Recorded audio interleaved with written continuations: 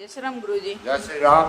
मेरा प्रश्न है, प्रणाम करने से क्या होता है? बहुत धन्यवाद। आपकी जिज्ञासा हो रही है कि प्रणाम करने से क्या फल प्राप्त होता है। तो देखिए, बताया है पुराणों में, शास्त्रों में, वेदों में कि नित्य वृद्ध जनों को प्रणाम करने से तथा उनकी सेवा करने से मनुष्य की आयु 1, विद्या 2, कीर्ति 3, यश 4 और बल 5 चीज़ों में वृद्धि हो जाती है। जो वृद्धजनों को, गुरुजनों को, अपने ताऊ, अपने काका, चाचा को प्रणाम करते हैं, ये 5 चीज़ें उसकी बढ़ जाती हैं। देखिए, प्रतिदिन प्रातःकाल उठने के बाद हाथ मुंह धोकर कुल्ला करके माता पिता को प्रणाम अवश्य करना चाहिए। ये हमारा धर्म है, हमारा हिंदू धर्म है, हमारा संस्कार है। जभी तो इतनी बड़ी पदवी को श्री गणेश जी महाराज प्राप्त कर चुके थे, क्योंकि उनसे कहा गया था कि जो प्रथम परिक्रमा पृथ्वी की करके आएगा उसी को राजपद, उसी का विवाह, उसी को यश, उसी को कीर्ति मिल जाएगी। तो गणेश जी ने सोचा कि पृथ्वी की परिक्रमा क्या चूहा से दे सकता हूँ, इसीलिए उन्होंने माता पिता को बिठाकर उन्हीं की परिक्रमा करके और सत्य बोलकर कहा कि मैंने पूरे पृथ्वी की परिक्रमा कर ली है। जो अपने माता पिता को इतना समझता है कि सारा विश्व इन्हीं में समाया हुआ है, तभी गणेश जी को प्रथम पद की प्राप्ति हुई थी। इसीलिए वेद पुराणों में बताया, आपने कहा कि प्रणाम, तो उन्होंने परिक्रमा करके प्रणाम की थी, तो प्रणाम का इतना पुण्य प्राप्त हुआ कि आज घर घर गणेश जी की पूजन हो रही है।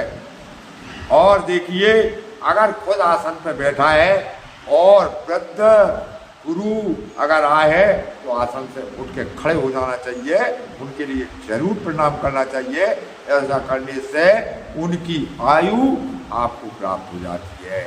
आपकी जो अल्प आ गई है वो जरूर टल जाएगी। ये मैं नहीं कह रहा, ये शास्त्र कह रहा है, ये पुराण कह रहा है, ये वेद कह रहा है। वृद्ध पुरुष के आने पर युवा मनुष्य के प्राण ऊपर उठने लगते हैं। वृद्ध पुरुष आ जाए तो जवान मनुष्य के प्राण ऊपर उठने लगते हैं, और जब वह उठकर प्रणाम करता है तो पुनः प्राणों को वास्तविक स्थिति में प्राप्त कर लेता है, पुनः बैठने लग जाते हैं।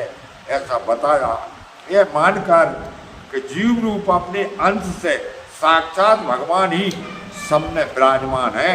समस्त प्राणियों को बड़े आदर के साथ मन से प्रणाम करना चाहिए। तो प्रणाम करने का कई जगह उल्लेख है। प्रातःकाल उठ के रघुनाथा, माता पिता गुरु नावई माथा। और ये भी पता होगा कि परशुराम पितु आज्ञा राखी और मारी मात लोक त्यों ताकी। तीनों लोगों को साक्षी बताकर परशुराम जी ने माता पिता की आज्ञा का उल्लंघन नहीं किया, पुनः माता को जीवित कर लिया। पिता के कहने पर माता को सर से अलग कर दिया था, धड़ अलग हो गया था, और पुनः जब पिता ने आशीर्वाद दिया तो वही वरदान मांग लिया, उनकी माता जीवित हो गई थी। तो ये माता पिता के भक्त श्रवण कुमार, राम, परशुराम, उन्होंने हमें संस्कार दिया है। अगर आप उनके वंशज हैं, अगर आप उनको संस्कार देने वाले हैं, तो अपने वृद्धजनों को उठकर प्रणाम करें। तो देखिए, जो व्यक्ति देव प्रतिमा को और सन्यासी को और ब्राह्मण त्रिदंडी स्वामी को देखकर भी उन्हें प्रणाम नहीं करता, वो प्रायश्चित का भागी बन जाता है। उसे पाप लग गया, वो प्रायश्चित करने पर भी छूटेगा। तो मैंने प्रणाम करने के बारे में आपको जो पुराणोक्त बातें बताई, प्रश्न करने के लिए आपको बहुत बहुत धन्यवाद। ये पूर्ण कर दिया मैंने कि प्रणाम अवश्य करना चाहिए, उससे आप घटेंगे नहीं, बढ़ेंगे।